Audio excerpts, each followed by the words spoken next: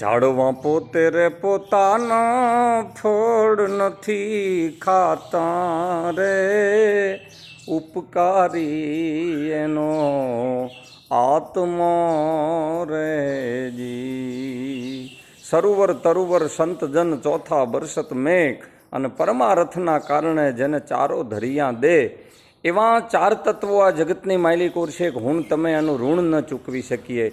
એક ઝાડવું છે, એક પાણી છે, જે નદી માતા હોય કે વરસાદ હોય, અને સંત છે।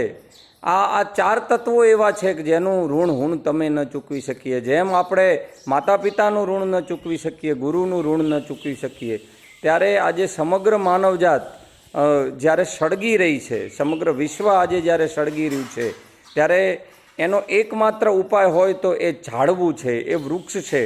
અને એ વૃક્ષો વાવવાનો સંકલ્પ 1008 વૃક્ષો વાવવાનો સંકલ્પ જ્યારે રાજકોટ જિલ્લાના ભૂપગઢ ગામના અમારા નરવૈયા રાજપૂત સમાજના યુવાનો કરતા હોય ત્યારે કોટી કોટી વંદન કરવાની ઈચ્છા થાય આપણને।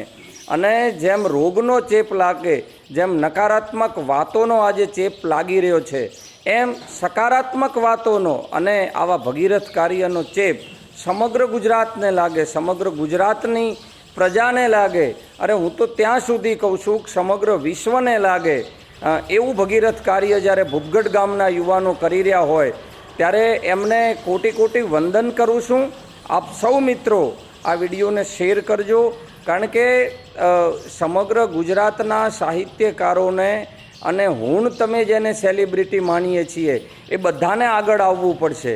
અને આ સંદેશો જે સમગ્ર વિશ્વ સુધી પહોંચે, અને વિશ્વની અંદર ફાટી નીકળેલો એક આ મહારોગ છે, અને એ મહારોગને હું તમે વૃક્ષો વાવીને જ જળમૂળથી કાઢી શકીશું। ત્યારે પુનઃ ભૂપગઢ ગામના આ થનગનતી યુવાનીને વંદન કરવાની ઈચ્છા થાય, અને આ યુવાની આપણને સાર્થક થતી જોઈ શકાય। પુનઃ હું સૌ યુવાન મિત્રોને વંદન કરું છું।